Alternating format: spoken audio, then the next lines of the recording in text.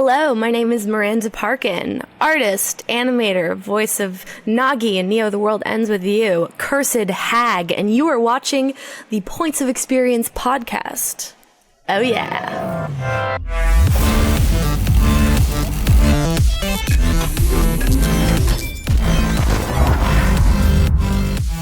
Reunited and it feels so good. Yes, we finally get Miranda Parkin, voice of Nagi, from a little game you might be familiar with called Neo The World Ends With You. If you're not familiar with that game, get out of here, because I don't even know how you found this podcast.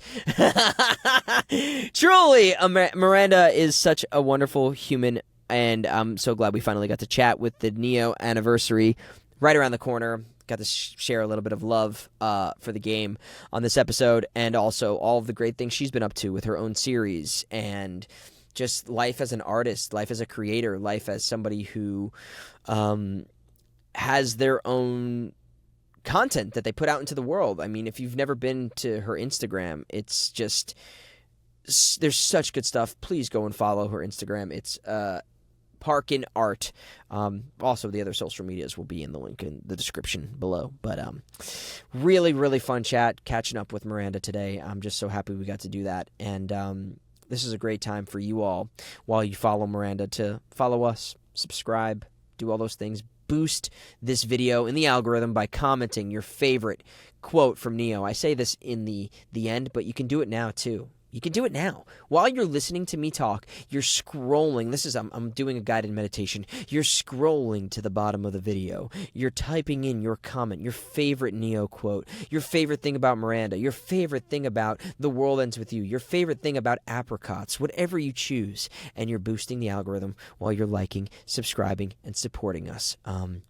Yeah, appreciate you guys. Stick around for a little bit and listen to this episode, because that'll also help. And also, Miranda's just a fantastic human being. So here we go, Miranda Parkin on the Points of Experience podcast. So what is that? Is that a map of various different places behind you? What is the... There's like a bunch of different collage? Little, like... It's like a bunch of different places, like, with like their landmarks and stuff. It's very like... I don't know, very retro, very, like, I don't know, it's kind of, like, silly, but... I dig it. I don't know, she's retro. You are retro? She's retro, the poster. I literally, like, I'm, like, an old sailor. I, like, refer to, like, everything as she. It's, like, so stupid. I was like, if you're talking in the third person, then totally fine. I'm here for it. The poster. Yeah, she is retro. Yeah. She's so retro. Oh, I dig it. Oh my gosh, Miranda, I'm so happy to see you right now. I feel like I'm feeling like I'm seeing a long lost relative right now in a way, because like, we haven't connected in what we were saying is like probably. It's been a minute. I mean, we saw each other fairly recently, but even then, that's years. Like, briefly. Yeah, like years ago. That's crazy. Oh my gosh. And I've been following your podcast. Like I've been, like... Oh my gosh. Well, it's been following you, like I was telling you. Everybody's asking when you're going to come on, and now you're finally here. Just in time for the Neo anniversary. Oh my god, the Neoversary. Oh, slay me. I can't believe it. Like, actually, how are you? It's crazy. How are you, and how is life? Before we dive into all the great stuff that we're going to talk about with Neo, oh boy, how is life? How is the everything with you? Health, wealth, and the pursuit of happiness. Oh, all great, all wonderful. No, things have been going actually fairly well recently. Oh gosh, what have I been doing? I've been pitching our animated pilot around. We have many news on that front. Although it's all kind of hush hush, but we're pitching it around. The writer's strike has been, horrible for all the writers, but it's also been horrible for people pitching their shows around. Yeah. But whatever, it's fine. I just hope that the writers get a living wage. Like, who gives a care about, like, what I'm doing right now? I think that honestly, like, the big thing is, like, the writers need to get paid. Like, my stupid bullshit can wait. It can wait. It can wait, right? We've been talking about it a fair deal on the podcast with people. It's something that you're obviously not glad that it's happening to the people who are experiencing, these writers who are out of work and they have to figure out how to pay their bills and all these things. It's not great from that perspective, but hopefully this will be a battle that everybody will feel glad that they're getting their fair share, that they're getting a livable wage, and that they're getting the things that they deserve and the protections, because it's like, if not now, when? Because things are just going to get more dicey and dicey. It's just going to get worse and worse. Especially with the AI, don't even talk to me about the voiceover stuff, because people can just, steal your voice. And I'm like, oh, that's great for me. I love that. That's literally my two professions can be replaced now with AI. I'm just like, oh yeah, I'm an artist and I'm a voiceover actor. And then AI is like, hey babe, bye, Yeah, I mean, we're seeing it really kind of prominently, and I think it's been going around for a while. I mean, the art stuff with AI has been so kind of jarring, and I know there are people who will say that it is a tool that can be useful for certain things in the art world, and I get that, but it's also I also feel like there's people that maybe it was a Loki poster or something, and someone was like, they just used AI or ChatGPT, whatever the art version of that is, to make a Marvel poster, and that's really scary. And as somebody who does both VO and art, how do you feel about people using AI in any capacity from an art perspective? It's a complicated issue. I don't know. I really hope that you don't use AI, but I think AI is just moving too fast, because if it moved a little slower and we can use it as a tool to help fill in the gaps and make our jobs easier, there's a lot of animators on Spider-Verse that were working a little bit with AI just to fill in the blanks, for certain poses that were hard. And, it should be used more as a tool, not a replacement. Because you can't, you can't replace an actual artist and their vision, their passion. You can't replace passion. There's no replacement for that. But if we're using it more as a tool, I feel like it's better. Yeah, I think everything you said is a huge part of it, is that you can't replace the vision, because it just makes me think of imagine the boardroom meeting with the producers and AI, and it's like, hey, I like where you're going, but what about if we do this?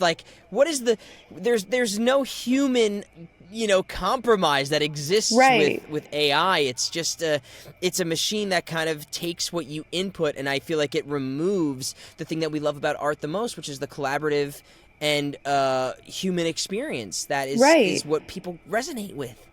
No, you can't replace that. There's we're human, and that's what makes us human, is our passion and drive and emotions, and robots can't do that. So Yeah. I don't know. So I hope we get that under control. So yeah, I hope that this is the writer strike is the battlefield in which it becomes kind of a case study, or a precedent for this is how things should be treated when it's people's artistic integrity, their livelihoods, all of the important things that go into being an artist. Yeah. Yeah, it's a scary thing, but I'm hopeful from a voiceover perspective too, and that's something I'm so excited to talk with you about, as somebody who is gotten their paws over so many different things, and I've just been watching your art over the past years, and I've said this to you because we did a podcast before I was doing any of this stuff, and I had told you, at least I hoped I told you, how much I love your style of artwork, and I think it's so unique, and I've seen it kind of grow and evolve in a way. I'm just really excited to kind of talk about this housewife thing. I don't know if I should jump into something like that. I love it, and it's so crazy because my partner Allie, she's writing a project similar that has to do with a 1960s murderous housewife, and I saw your thing. Ooh. And I was like, this is so in the same vibe, and I feel like we actually have a lot of similar interests in terms of I didn't know you were such a horror fan, but I see subliminally all of the things Ari Aster and all of this stuff that is. I like me a good horror content. I really do. I think that I feel like I want to be like the person who does like more horror in animation, because I feel like we don't get that like at all. Like we don't have an adult animated horror movie. Like that would be so sick. Like I want to do a horror anthology series. Like that is like my biggest like project besides COMET Casino, which is our pilot that we're pitching around. Like besides that, you know, I want to do a horror anthology like so bad.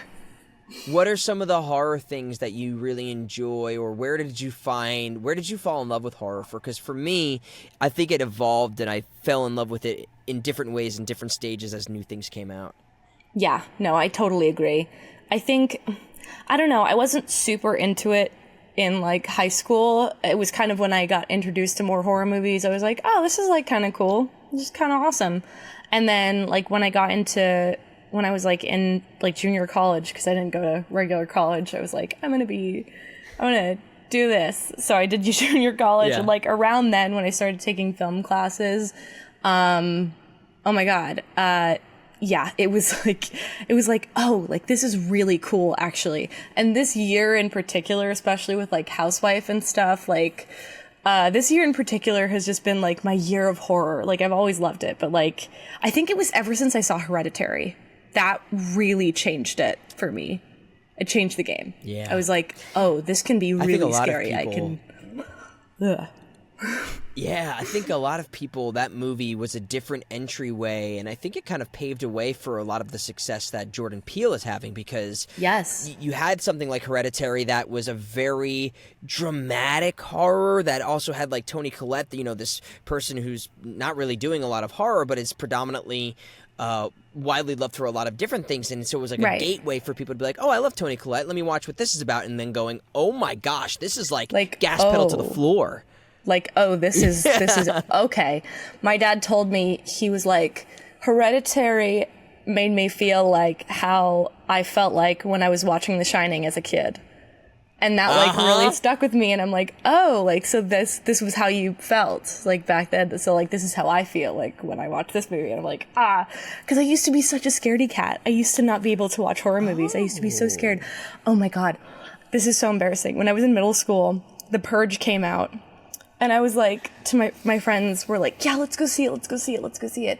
And I was like, well, actually, it's supposed to be, like, really bad, like a really stupid movie. Let's go watch something else instead. But I was actually too scared to watch it because I was a scaredy cat. I was a scaredy cat. And now I'm just like, I can't get enough. I want more. Like, now I'm just, like, enveloping myself. I'm like, what makes you tick? What makes you scared? I'm like, I get so passionate about it. What is it about horror, too? Because, I mean, like you just said, what makes you tick, what makes you scared. I think, like, me and Allie, we each have different things about horror that we like. She is the type of person who likes horror where she doesn't like to go to, like, haunted houses, and she doesn't like to be scared in that way. She doesn't like the physical feeling of the fear in that way, but she likes the psychological and the stakes of horror. What is it for you that you really like about kind of the genre or the movies, or what makes you want to be involved in it? I mean, honestly, like, I like all of it. I like the haunted house things. Like, I like going to get scared, and like going to horror nights is so much fun. I do that every year. God, what else? Like, I think I do like the psychological aspect. Like, what's the psychology behind what makes you scared? And why do people love horror movies so much? It's kind of like that thing of like, you know, people loving like murder documentaries or CSI or like whatever that is, like true crime. Like, oh, that's so terrible. And like people love learning about serial killers because people want to know like what happened in that person's life that made them that way. Was it nature or nurture? Like what's the psychology behind it? It's so interesting. So I think I feel that way with horror too. Like what makes something scary to you particularly? Yeah. You also have, even in your style of art, I'm not going to say that it's like, I'm curious like what your inspirations are as an artist, like as somebody who's doing various mediums of design or art. Like I see a little bit of a resemblance to like The Walking Dead almost to a certain degree. Really? Like, to a certain degree. I've never gotten that. I always get like 90s Disney. Like people are like, oh, this looks like 90s Disney. Like this looks like Atlantis, you know, or like Treasure Planet. And that I can those see. a lot. Yeah, I can see that from like a facial, like from a, I don't know how you would describe it, but like from the way that you structure your humans, they have a very similar kind of feel or aesthetic. But I also do see kind of like when you look at, so I used to read the graphic novels of the Walking Dead all the time. I feel like there is an easy translation of taking whatever it is that makes Atlantis qualify as a Disney, but you could instantly turn that into like something dark and horror, you know? Something scary, yeah. Yeah. Well, I'm really inspired by a lot of things. I'm inspired by, you know, cinematography, like a lot of like movies. Like I go to see a lot of horror movies that come out in the theaters. I love that stuff. I love crazy, like weird, like body horror. Like I think body horror is really interesting and freaky. Like I went to go see Evil Dead Rise recently, and that was crazy. I was like crawling in my skin. I really like Annihilation, that movie Annihilation. It's a sci-fi horror. Natalie and it's Portman? a lot of yes. Yeah, I really like that one just because of like just the crazy like body horror of it all. Like rearranging your genetic material to like twist you apart. It's like so gross. I'm like, ew. Yeah. But I also like am super inspired by like stuff like Spider-Verse and like animated movies too. So it's kind of it's definitely like two completely different things, but I'm inspired by all of it, really. And what about as like, because when did you start drawing, and what was the thing that really, was it Atlantis? Like, was it those things that you were like, I want to start drawing like that? Or how did you find your own unique style? Well, that's been a thing 23 years in the making, you know, like my entire life I've been trying to find my style, and I realized I don't really have one, you know. I have certain things that I like to draw, like I love drawing people, right? But I draw people in so many different ways. I draw kind of semi-realism, so, you know, or kind of more Disney style, or you know, it's really different. And my animation style is different to my drawing style. So like that's weird too. So I never really, I don't know. I don't really still finding my style. I guess it kind of differs from project to project. Yeah, that's what I would say. My style differs from project to project for sure. That's a good answer. Yeah, but like I'm inspired by like so many things. And I think I started drawing when I can hold a pen pretty much. I didn't really start seeing it as a way to make money or even like as a job until like the second year of high school. So I never really took any art classes. And then by the time I got into art class, they were like, oh, like you're already at like the AP level. You can just go in there. And I'm like, oh, okay. So I didn't really like take any classes on like, this is how you do this thing. But I've watched YouTube videos, I've studied animated films, I've studied regular films, I've done like storyboard practice, like I'll watch like Indiana Jones or something and then do like random boards from that movie, or like, I don't know, I just have so many ways of practicing and kind of teaching myself. So I guess you could say I'm self-taught. I mean, I've had art classes before, but nothing to tell me exactly how to draw, if that makes sense. Yeah, no, totally. And can you kind of walk me through a little bit? Like, I see you post pretty regularly, and I'm sure you're doing, to extend, let me know if this is not true, but like commissions, you're doing artwork, you're working on your pilot. Like, do you make it a point to try and draw something new every day for yourself, in addition to like things that you're maybe getting hired to do, in addition to the work that you're trying to create as an animator? Like how, because I know it takes so much time to do all this in addition to being a voice actor. Like, what does a typical day look like for you as someone who's constantly working to improve yourself? Well, today, because I do commissions, I do freelance work for like studios, I do all sorts of crazy stuff. So I kind of structure my day around what project has the most importance right now. So usually I go studio work, personal commissions, Instagram, personal work, I guess. Because personal work, because I guess Instagram kind of is my personal work, because I love making fan art. Like that's my favorite thing to do. But like right now, like the Comet, like my pilot is done. You know, it's done, and it's been done for months. So we've been pitching it around as it's complete. But I do definitely want to start making new ideas and pitching around other ideas because I have so many. But specifically that horror anthology, I think it would be really cool to do like a Love, Death, and Robots style horror anthology rather than sci-fi. So that'd be so cool, and we haven't really seen something like that, like you said. I know. I was like, how is there not more animation horror? Like, come on. It seems like a no-brainer to me.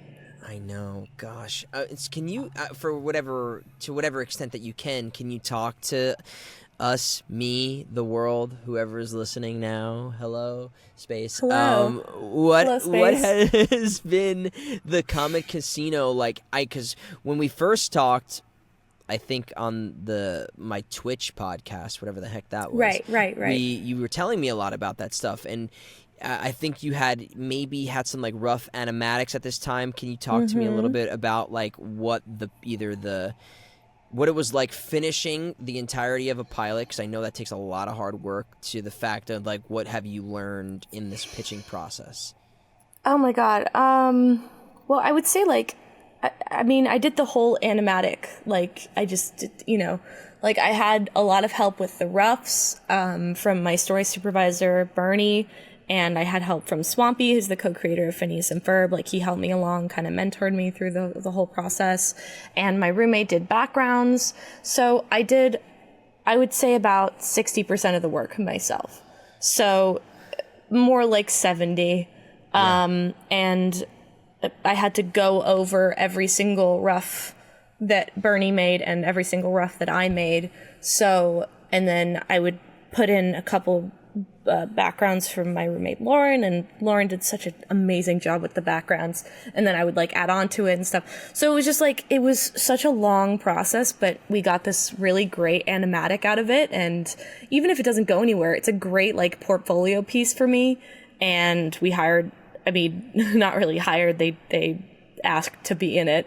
But we just got some amazing, incredible voice talent to do voices. And I'm like, how could I not make this the best animatic that I can possibly make it? So yeah, I learned so much about myself and my working habits and, how to direct people. Like I was directing Tara Strong. Like at that point, like, what do I do? How do I top that? Like how am I gonna, and it's just like, how do I do that? How do I top it? I don't even know.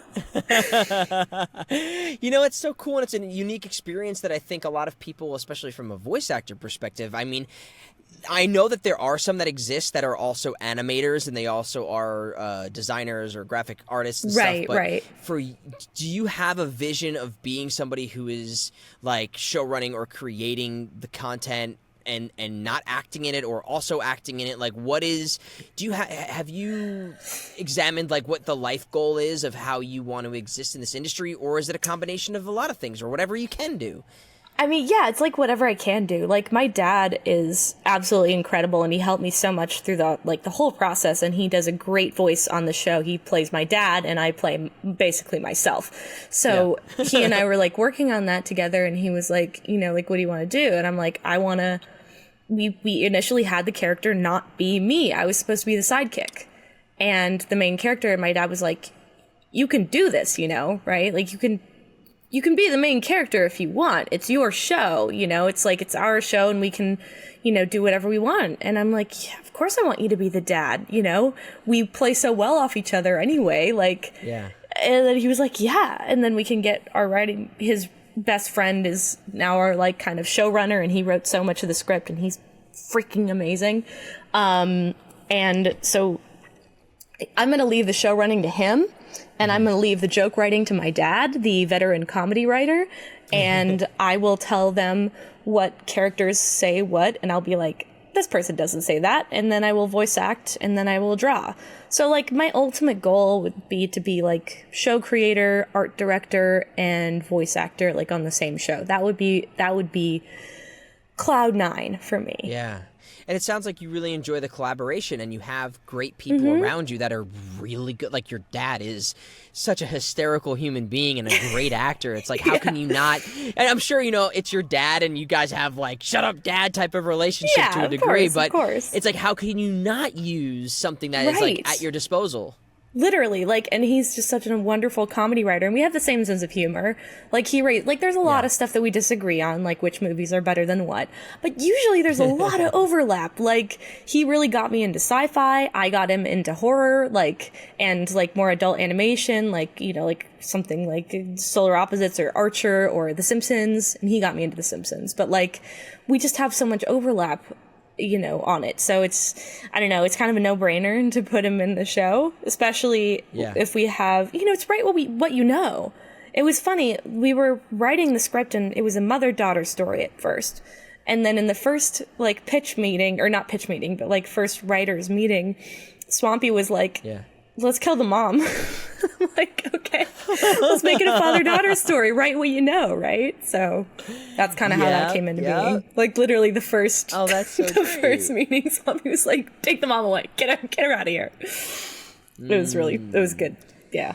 Smart people you got around you, and it sounds like also too, you know, getting to work with people in this industry who are experts. I couldn't recommend people here enough, and it doesn't just go for voice acting, it's everything. Like, find people who are doing what you want to do and try and learn from them, or like you know, beg them to help you. I mean, don't annoyingly beg, but figure out a way that they can help you or you can be involved. And can you talk to me a little bit about like how you got to like was it like you showed even like Tara or you showed Swampy, like had you show them like a bit of what you were working on and that convinced them, or was it just like, hey, I have this idea, and they were just like, I'm game, how can I help? It was more of the second option which is crazy, and I don't even know, because I've been at the same agency since I was a kid, and I've known all these amazing voice actors since I was a kid, and it's weird. It's a weird thing to know and have these connections, and sometimes I feel like a total idiot for not, you know, I don't know. Sometimes I'm like, man, you should like try harder, do more things, you know? And especially with these wonderful, wonderful, wonderful people in my corner. And they're like, you know, whatever you do, put us in there, you know, like whatever you do. And I'm like, oh God, that's a lot of pressure. Let me write a show really quick and get back to you. I have the attention span of a goldfish, so I'm like, okay, this idea, no, that idea sucks. Let's go on to the next one. So it was just like ba ba ba ba ba for so long, and then we finally got an idea that was solid, and we were like, oh, okay, we can hang on to this. We can do something with this. Let's go. So we ended up making Comet, and like that was like the whole thing. It's a story of like a space version of Vegas, and it's like all mid-century modern / Blade Runner. Like, it, you know, it's like the Jetsons and Blade Runner had a kid, and I love mid-century modern aesthetic, as you can see from my little thing back there. If you saw the rest of my house, it's just all mid-century stuff. But like, we just figured that out, and then I'm like, oh my God, now I have something to tell them about. Now I have something to tell Tara Strong and Billy West and Gary Anthony Williams and Maurice LaMarche and Mindy Sterling and Lorraine Newman. Like, I'm just Greg Griffin. You just like everyone. I was literally the best of the best. I'm like, how did I get these people? Like, I've known them forever, but I just can't even believe it. Like, it's so surreal to me. I can't even believe it. And then, oh my God. And then my dad, like one day, I think it was like a year or so in, and I was like halfway done with sorry. This is before we were making the audio track.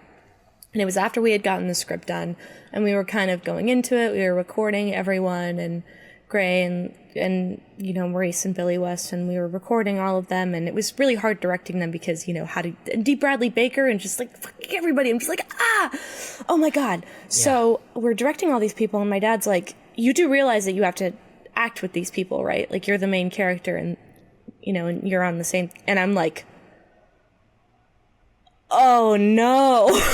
Like, I just had this moment of, oh God, I hope I do okay. Yeah. I hope I because I'm just like, oh no, what did I do? What have I done? What have I gotten myself into? Like, it threw me for a loop. It probably made you better too. You know, like, to be able to be around those people who are masters. I mean, for anybody here who doesn't know any of the names we just listed, I mean, go back and, you know, Billy West, we're talking Futurama, Doug. It's like the titans in this industry. Tara Strong, you know, Powerpuff Girls. It's like these are Ben people 10 and, you know, just it's and Raven and Miss Minutes on Loki, and I'm just like, I can't what do I do? Like with these people, like it didn't maybe necessarily make me better, but it definitely made me strive to try as hard as I possibly could, because not that I wouldn't have, it's, you know, it's the pilot, and it's our thing that we made, and but it just really flipped me out, because I was like, oh God, you know, like what if I totally flub it? I'm gonna, you know, I'm gonna wet the bed on this one. It's gonna be terrible. But gosh. like I was very like scared, you know, going up with these people, but they love me so much and I love them so much. So it was an amazing experience. It was really incredible. I had a lot of doubts about myself, but I feel like I might have pulled it off. Heck yeah. No, I'm sure you did phenomenal. I hope it gets to do, you know, I hope these studios and whoever you're pitching it to highly consider it. And like you said, even if it is just something that is a calling card and helps you get in other rooms or other jobs, or lets people know like, hey, I know what I'm doing, and you know, I deserve a seat at the table here, and like let me show what I kind of think is something that could work. I think that hopefully that'll be something you can use for your whole life, and it's something you should be very proud of. And it's fingers hard crossed, to do something like that from start to finish. Like that is it is so hard. I mean, I didn't animate it fully. I would have maybe died. But doing 11 full minutes of animation. But I did the animatic. I tried my very hardest, and I think it's a really great portfolio piece, whether anything comes of it or not. But, you know, fingers crossed, right? But, you know, that's all you can hope for. Like, you can just hope that people like it as much as you do. You know? Biggest lesson or biggest words of caution you could maybe pass on from having done something like this? Like, is there anything you would have changed or something you learned along the way that you wish you would have known before getting into it? The wish you would have known. Let yourself breathe. I see all of these people who are just like going so hard at it, art every single day, all the time, and they get burnout because they're working too hard. And I'm like, man, art is both my work and my play. I need to have something else. I have to have some other form of, you know, therapy for me. Like, I have to craft, make something with my hands. I need to go out shopping. You know what I mean? Like, there's so many artists that are just working themselves to the bone, and then they get burnout, and then they don't feel like they can do anything, and then it's just like, you know, it's just all over. The cycle repeats. So you have to take time for yourself, because there were points that I didn't do that, and it bit me in the ass. So it's a great lesson. And I think too, and it makes me wonder, because we're in this world right now where a lot of people are multifaceted in one way or another, whether it's they have a job and they're pursuing a side hustle, or they like to do one thing and they also like to do another thing, but they also like doing this. Do you have any like lessons that you've learned, or advice, or even just talking about your experience of working as hard as you do on your art, having a life outside of it, and breathing, and also pursuing voiceover? Have you found any hiccups with all of those things happening at once? Are you still working on that? Have you found a good flow, a good work-life balance? Maybe. I don't know. I'm 23. I don't know what I'm doing. But seriously though, like sometimes it's hard, and sometimes I focus on things more than others. Like I focus on art more one day, and then voiceover more one day. And it's difficult doing the both of them, but I have to figure out that, I don't know. I feel like being passionate about the things that you do, like you have to want it so bad. It has to be like the thing that consumes your thoughts every day. I've heard people say, I forget exactly which famous actor, you know, some sort of Marlon Brando or like some frickin' A-list said, if you can do anything other than act, do it. Do it, please. If you're great with numbers, do that. It's stable. You know, like, so I don't really know anything else, you know, like, of course, grain of salt, but like, I don't know a lot of other things other than, you know, doing art and singing and voiceover. And that's what I feel consumes my thoughts for a very large amount of my time. So I feel like if I can't get it out on paper, then I just don't feel right. I feel itchy, you know? Like, if I have a good idea for an art piece, I'm like, oh, I got to get that down, like, right now, you know? Or, you know, with voiceover, it's kind of a different story for me because it's just, like, I see it as, like, fun and a way to perform without thinking about what's going on in my face. So it's kind of like it's a good self-improvement exercise to have voiceover as like a thing. I don't know. Yeah, no, that makes sense. And I gosh, you tell me that you're 23, and the fact that you've accomplished everything and you have the skill and the talent that you do at that age, I'm just so jealous. Like, I really am so in awe of how talented you are and how you're able to, I mean, I don't know this personally, but you have a really good, I think, relationship with your art and your passions and the way that you put them out to the world. I may be just projecting this onto you, but the fact that you are doing these things that you love as an artist, you're putting the things out on social media, and you're also getting to do what your vision is, whether that's a monetary thing or not. Like you said, it is kind of your job, but it's also like the housewife thing. Like, I can't imagine many people are calling you up or anybody up to say, this is what I want to be made next. Like, that is something that I feel like was uniquely you, and you're putting it out there, and you get to, like, incorporate voiceover, and that's a very brave thing for somebody your age, and it's also just so cool and inspiring, I think, for anybody who has, wants to pursue the things that they love that maybe are unique. Right. And I think, like, I mean, the voice of housewife is kind of like, it's like an AI generated thing. So I guess I use that as a tool, but it's like a text to speech bot. And I was like, you know, I could do the voice of housewife, but I think that's one of the things I did for a balance is like, I thought I was going to do it. And then I realized I want to spend all of my time for this particular project working on the animation and the art, and I don't want to have to worry about voiceover. So when there's something that I want to do, like, I don't know, it's just like a time management thing. But I do incorporate voiceover into some of my Instagram stuff, and it's also really fun. But usually I don't mesh the two together unless I really have to, because I want to focus my time on, like, the whole one thing. I don't know, but maybe I should do more of that. I don't know. Who knows? Well, Who knows? I think as you experience life and you do more of it, you'll find the things that are right for you to voice, and the things that you just want to focus creatively on the art of it too. Because I think, like you said, and I've been in this position where I've been acting, producing, directing, writing. Right. I find it just from, like, a management thing for anybody, it's hard to fully commit to every single one of those things. Like, you're going to be compromising in one section. The more you fill that glass, it's going to overflow one way or another. Right. No, you're so right. And it's like, you kind of have to do everything in this industry, and, like, you have to be, you know, this singer. If you're a singer, you also have to be a voice actor and an actor, and you have to be all those things. But really, it's not that. Like, you would just have to do the things that make you happy. Like, because that is, like, the biggest thing. Like, happiness. I know this is, like, super cheeseball, like, corny. But, like, you have to do the things that make you happy. And you have to make the things that you want to see in the world. Like, I want to see a show about Space Vegas. I'm going to make that myself, you know? Like, it's just, you gotta do what you want to see. It's like 50% self-indulgence, if not more, honestly. Like, you have to do what you want to see.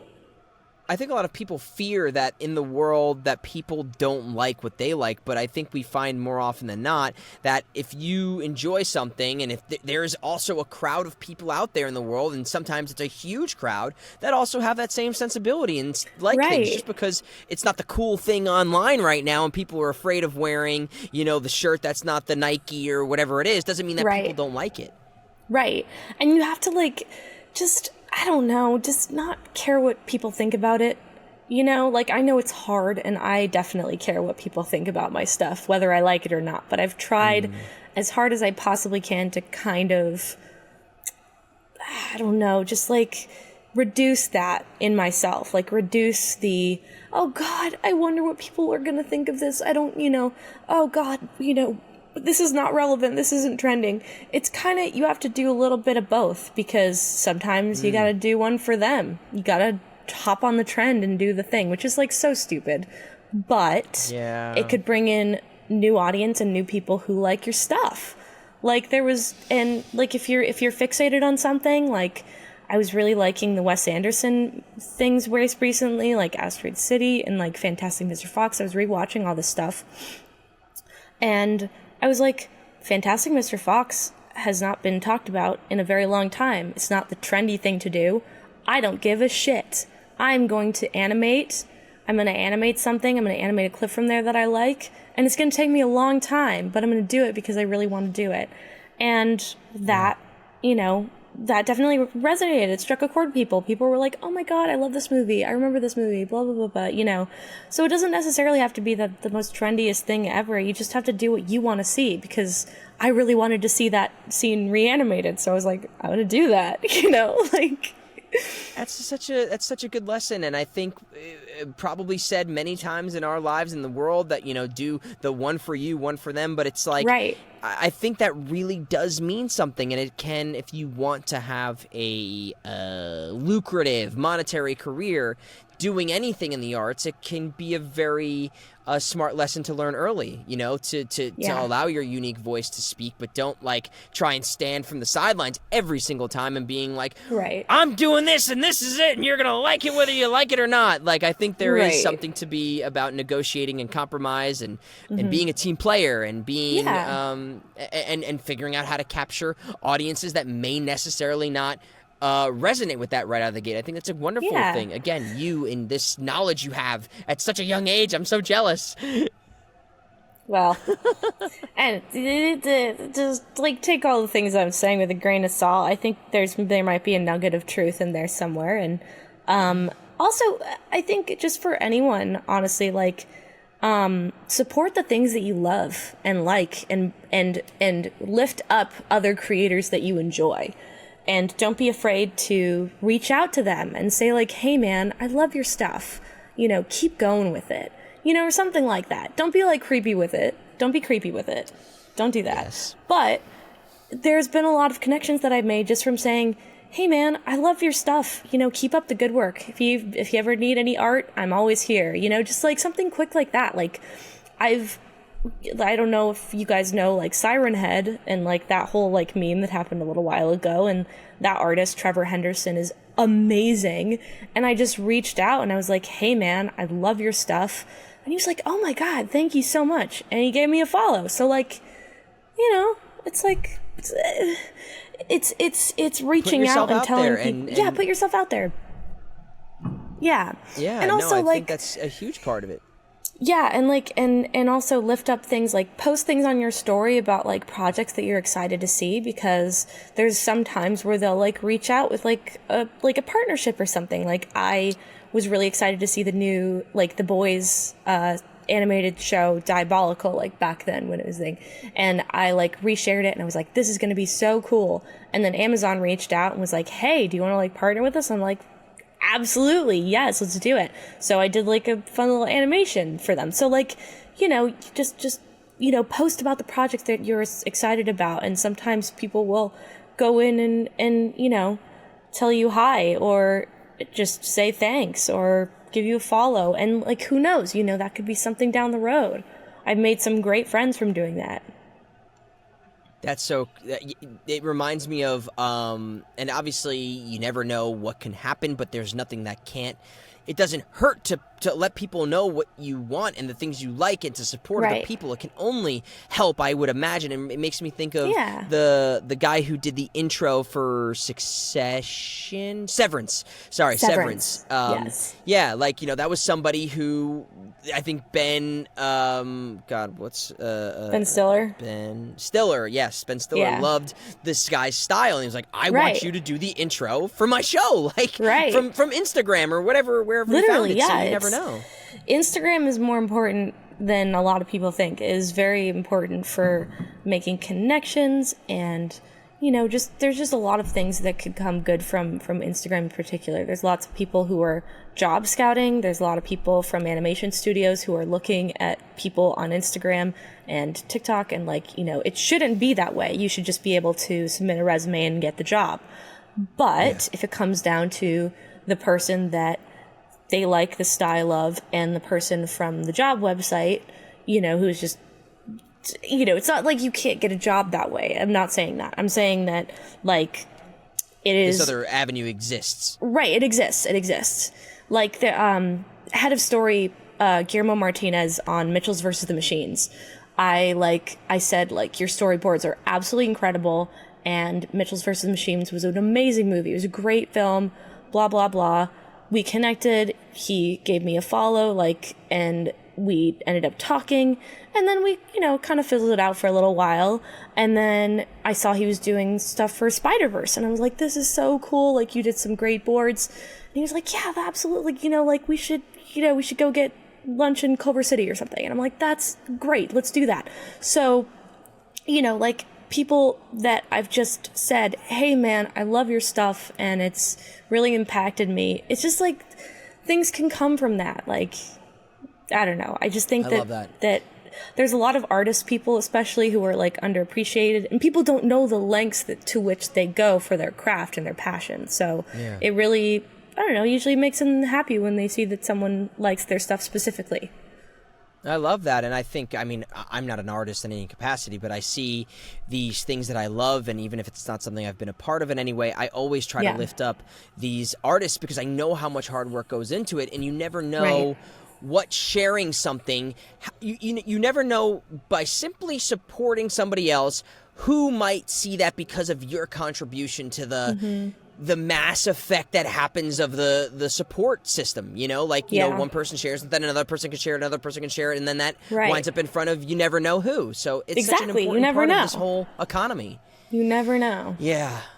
I wanted to ask, speaking of, like, all of this stuff with art, before I get too far from this, because I want to talk about Neo and some other fun stuff too, but, like, for the housewife thing, I know you're making, like, a plushie right now. I saw that is something that you're looking to do. Got a little campaign.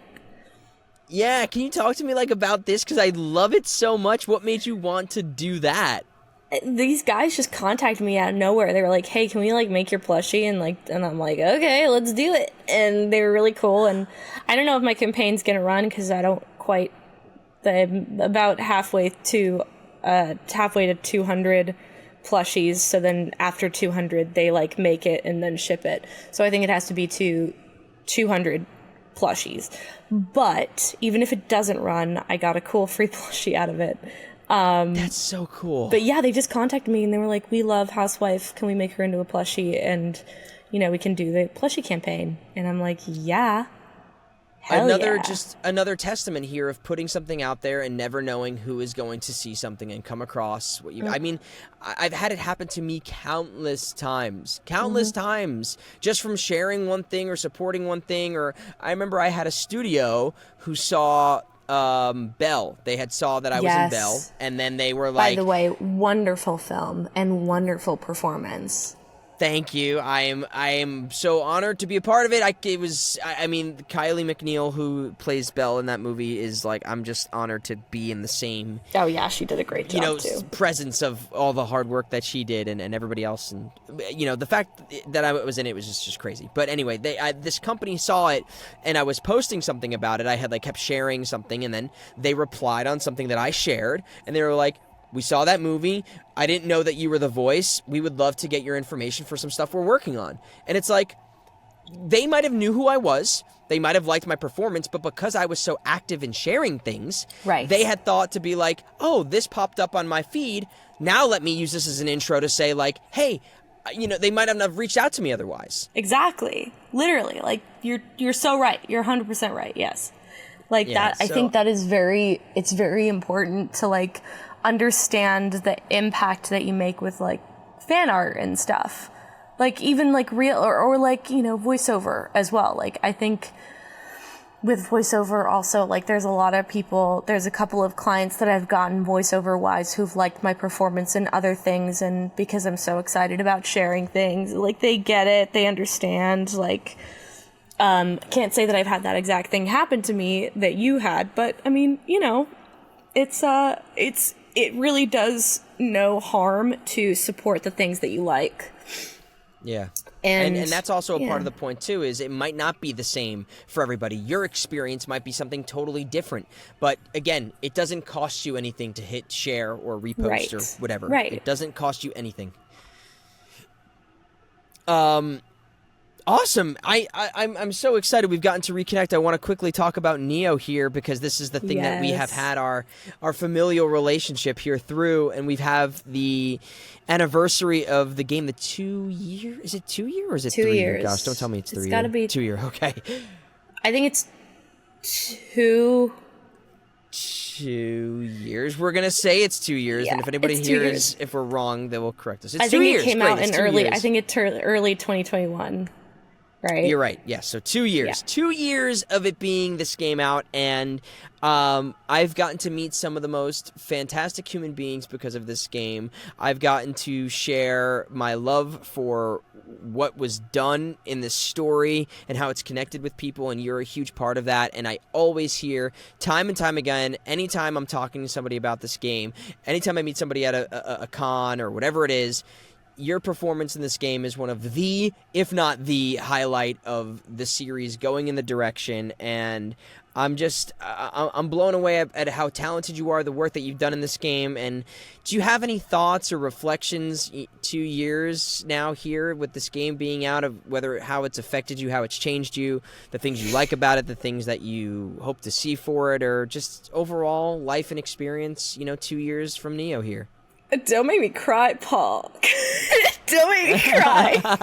I mean, it was my first main character gig, and it was a blast. I had such a fun time every day in the studio. I mean, like, a lot of it was done at Skylark, but a lot of it was done in my garage and in my little sound booth in my dad's garage, and I was, it was at the height of lockdown, basically, and they but they had someone bring over the microphone in there, and I had to set it up myself, and it was definitely quite lonely out there, but I had wonderful people on call to keep me company, and the directors were so great. Matt was so great.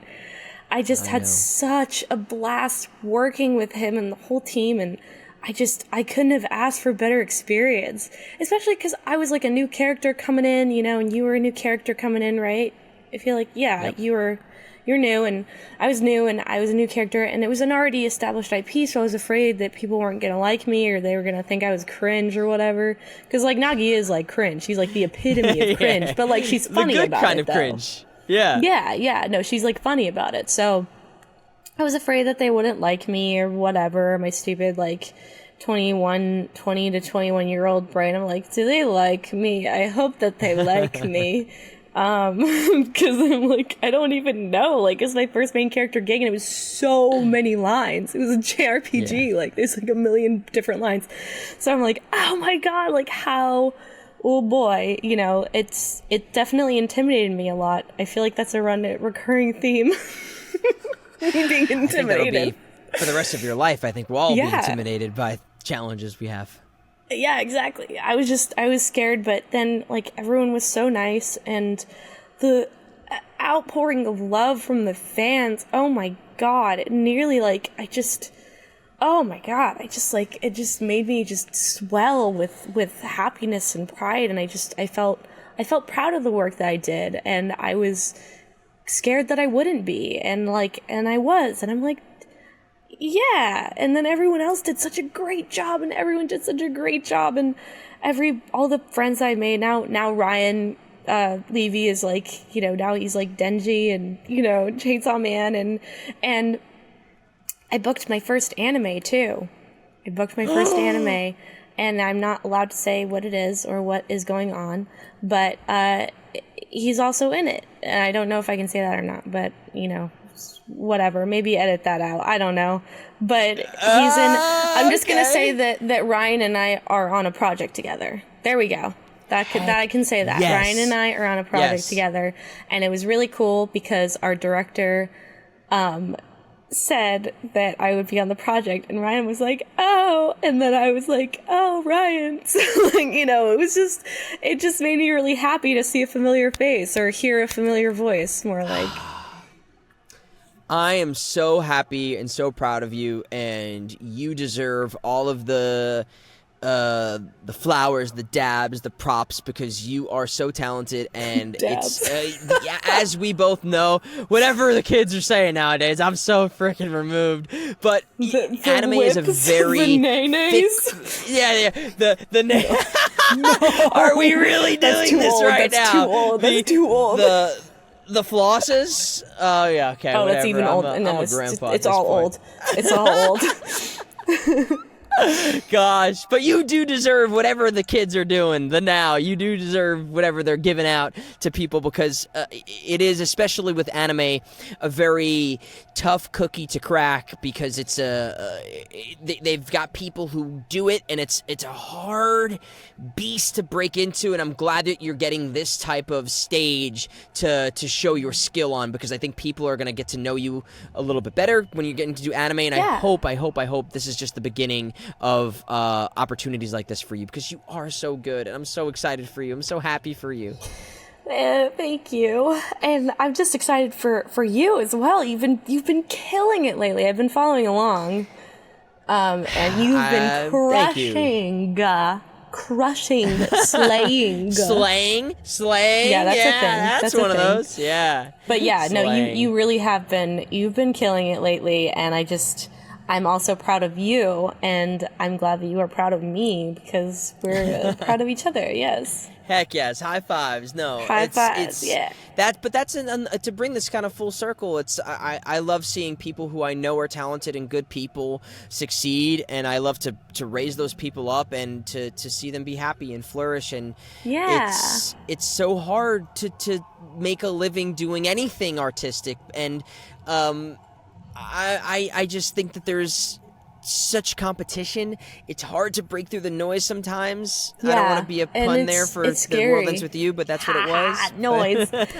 Yeah, and also it was really hard because I don't sound like Nagi. I mean, like, I kind of do, I guess, but like I had to really put on a voice there, and that was really intimidating. It was really intimidating just to, like, you know, do this like all day, every day, you know, like all the time. So it was just weird because I was like, wow, like this is crazy. I couldn't believe that, like, I booked it. It was very unreal. They also didn't tell me that she was a main character until like 3 sessions in. And then I was like, oh, so I have a lot more work to do. Wow, not that I'm complaining. I was very happy, but it freaked me out a little bit because I was like, oh no, this is bigger than I anticipated. Oh my God, like, oh, I'm scared. So. Yeah. I know that life. I mean, I didn't know I was a main character either until they told me, and then that was like, oh, and they were like, hey, we're doing this. You're this, yeah. We're doing this. Oh my gosh. Yeah. What a fun ride Neo was, and I'm really happy that we've gotten to connect over it, and it's a little bit of the blessing of this industry and these type of jobs is you get to meet people you maybe wouldn't have met otherwise. And it's so awesome. Cool, and it's like such a great community. I love the voice acting community. I always have, and I always will. And you know, you get the couple of bad eggs, but by and large, everyone is really nice because everyone knows what we're doing is really hard. You're competing with your friends for food, you know, for like money to buy food.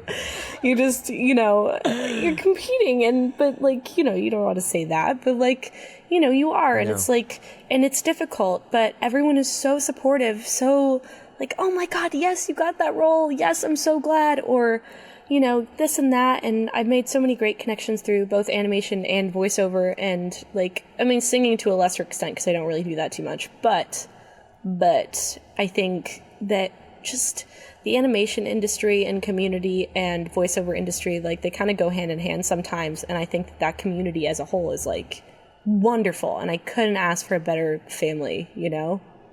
Right on. Gosh, great community, great people, yourself included. Right? And you're another great person for coming on this podcast and sharing so much that you did with us. And yes, indeed. Heck yeah. Hopefully people will now finally stop badgering me about when you're coming on. Yeah, because guys. I wanted it to be memorable. Stop screwing with Paul. Stop it. Oh, I feel like I haven't heard her in a little while. Right? Good. I don't know if that was right. It's in the ballpark for sure. Yeah. Trust me. When people ask me to do Rindo lines when I'm at conventions sometimes, I just start talking because I'm like, it's got to sound somewhat close to what I'm saying here. Yeah. This is good enough for you, right? This is Rindo enough for you?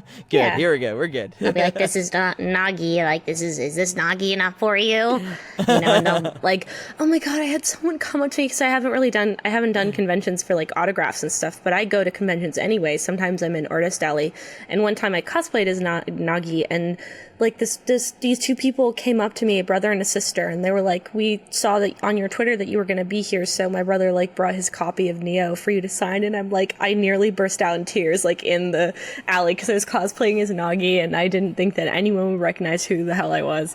And these two guys, they recognized me, and I nearly started crying, and it was very embarrassing for everyone. But I signed their copy, and I did a little doodle of Nagi. So wherever you guys are, like, thank you for making my entire like life. Maybe remains to be seen. Well, hopefully with this anime stuff that you're doing, yeah, right. Hopefully with more anime and whatever these opportunities that let people come out there, you'll get to meet these people who are in more states, in more parts of the world, because there are, I meet so many Neo fans, and I know it seems like a really quiet, niche community, which I guess to a degree it is, but there are so many people that are fans of this series, and I hear about it all the time about you and your performance, so I hope you get to meet more of them. Well, that is so sweet. I think I played her as well as I possibly could, and I think that if you like her, then I think I did a good job, you know? Like, if one person out there likes my performance, I did it right. That's enough for you. Just one person, that gives you enough encouragement to exactly. Get on to the next one. I can just do it for them, you know? Yeah, I'm with you too. Just give me one person, but that one person needs to tell me every day that I'm doing okay. Yes, they have to tell you every day. Like, they have to get on call. Hey, Paul, you're doing great.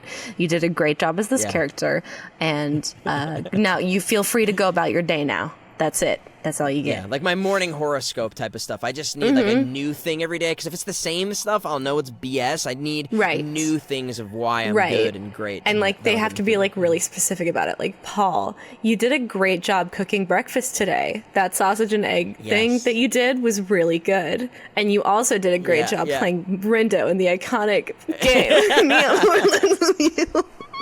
Oh my gosh.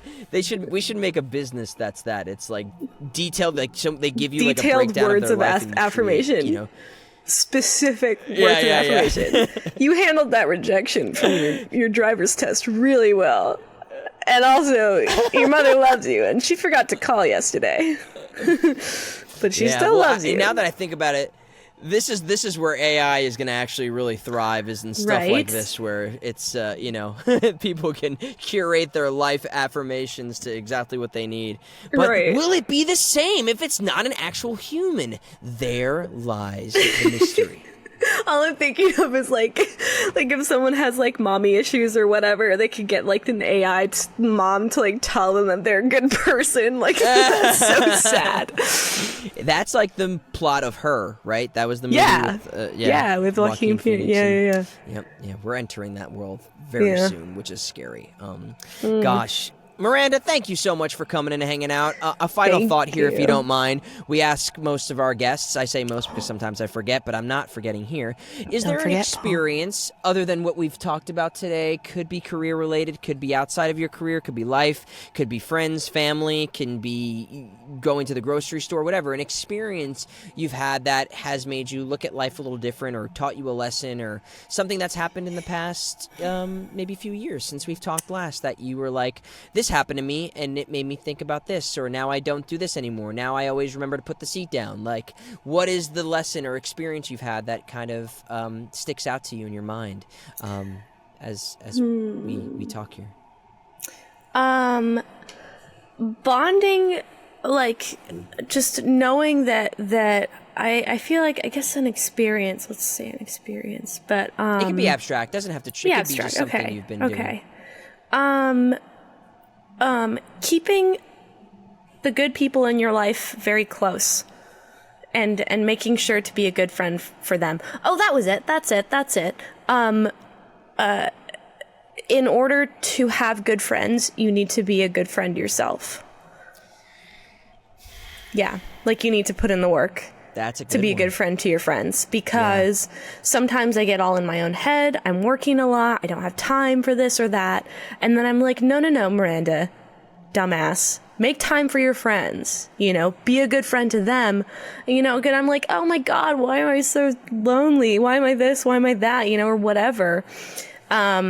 And then I'm like, oh my God, call up your friends, idiot. Like, go hang out with your friends, and be a good friend to them. Like, because that is really important. And I know people like artists and voiceover actors and actors, and we can always get in our own heads about things, and we get enveloped in the work. We get excited about a new project, something that we're doing, and we don't get time for the people in our lives that we love. And I've let so many people slip away like that, I'm not afraid to admit it, I've let people slip away because I've been too busy, or I've been too this or that, and I just haven't contacted them back. And it's just like, be a good friend, put out good friendness into the world to your friend, be a good friend to your friends, and they'll be a good friend to you. So yeah, it's another one of those things where it doesn't cost anything, and I think a lot of people sometimes expect the phone to just ring for them, and they don't put the work in ringing it for other people, and I'm guilty of that as well. And also just checking in and not wanting something out of anybody. It can just be something to be like, hey, I was thinking about you. How are you doing? It doesn't have to be like, I need someone to talk to right now about my stuff. Like, it hey, can just be, how are you doing? Like, I know we haven't talked in a while, but like, how's it going? Let's go get coffee. Like, reconnect and find. And if the reconnection doesn't work, if the spark isn't there anymore, move on or do more things with your current friends. I feel like friendships have always been a complicated point of like contention for me, because in my brain, sometimes people hate me, and I'm like, I need to know that people don't actually hate me, and that I have friends, and that I'm, I can be a good friend to my friends. So I get in my own head about it. And I feel like a lot of artists have that problem, whether, creative people have that problem because they get too creative sometimes. I'm like, I got to make time for my friends.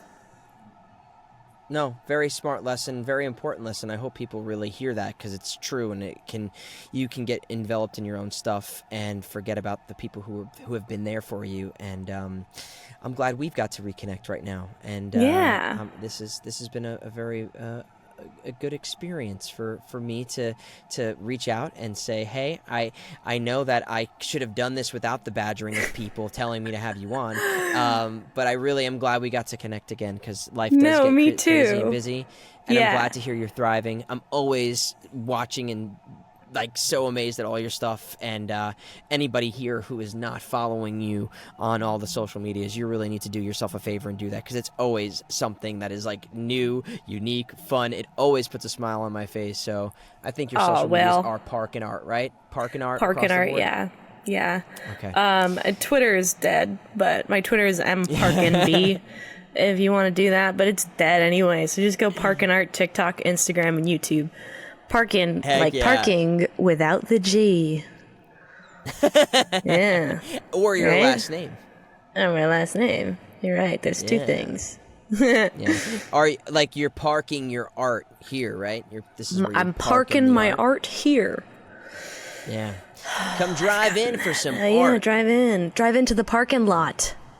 That's the fan base.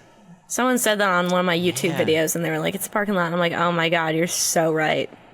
So what? So if that's the fan base is the parking lot, then what's your what's up? Do you say what's up? Parking lot attendees? Like what is the group name for the people? I would say it is the parking lot because like the people, everyone is the parking lot. They're the lot. They're the lot. They're the lot of people, right? Like got it. Yeah. I'm catching on. Yeah, I'm a little slow on the whatever it's called, the up, the whatever, uptick. but the uptick. That's it. Literally just prove your point right there. You're like, I'm on the slow on the what's the word? The what? Yeah, the uptick. The uptick. The rim shot. Yes, the rim shot. There you go. Miranda, I'm truly so happy that we got to chat, that you came on, and your successes and everything you've done. Paul. What a great way to celebrate the anniversary too, as well. Anything else that you would like to tell the universe or the world? Final words of wisdom, thought, or anything? My final message: save the world. No, not the meme. I don't know. Make the things that you want to see. That's it. I love it. Yeah, make the things that you want to see. You heard it here. Probably not first, but you heard it here again. So make the things you want to see. And thank you for coming on, Miranda. This has been so fun. Aw, thank you, Paul. Thank you for having me on and considering me and asking me to do this, because I'm happy to. Oh my God, this is so much fun. Literally so much fun. Thank you. I'm glad it wasn't a waste of your time like it is for everybody else who comes on this podcast. Thank you. Every other guest. No, and you wasted all of your time by watching this. Ha ha ha. We tricked you. The joke's on you. Yeah, guys, the joke's on you. No, thank you for everyone who's watching. Thank you. Thank you in particular. Or listening. Thank you in particular, Steve. There's some guy named Steve that's watching this whose mind is going to be blown right now. Yeah, no, I don't know. Steve is going, I don't know, Steve. What? He's going to be like, what? Yeah, you, Steve. There's definitely a Steve, yeah. Not the other Steve. Thank you for listening and watching. Yeah. And you know who we're talking about. Steve. Yeah, you know. Gosh. On that note, Steve, we'll catch you on the next episode. Thank you so much for coming on, Miranda. You are an absolute amazing human being, artist, all around phenomenal person that I'm very happy and pleased to have had enter my life through the power of art. Yes, seriously, and I'm so glad to have Mr. Paul Castro Jr. in my life as well. Everyone needs a Paul Castro Jr. Everyone does, but there is not enough of them going around. There's not enough of them. Maybe if we can, maybe when I get on that business of positive affirmations, I too can enter your life for a small fee of $99 per day to get me telling you words of specific affirmation. Wow. Right? That's a deal. That's a deal. It's a steal. That is a steal. I'm going to get on this. Oh, yeah. Get on it. You got to get on this. All right, everybody. It's been cool. It's been real. Thank you, Miranda. I'll see you guys next time. Thank you, Miranda. Thank you. We are family. Thank gosh we got to have Miranda come back. And I say come back, for those of you who don't know, I used to do this when Neo came out, I interviewed most, if not all, of the actors, and Miranda was one of the first people that came on. So this was like the first proper long-form chat we've had since then. Gosh, I'm so happy for her and all the success that she's about to receive, just because she's amazing as an artist, as an actor, as everything. I can't believe how, as an artist, it's probably hard to find a unique voice, because there's been so much of things that's done, and she was even comparing a lot of her art to things like Disney and Atlantis, whatever have you, but there's really just something so unique about her style as an artist as well as a voice actor. I feel like she has a fresh, unique take on the way characters should be, and I'm just excited for you all to experience anything new that she has to come. Thank you all for being here. Appreciate your love and support. Like, subscribe, comment, do all those things that you can. Check out the Spotify Premium.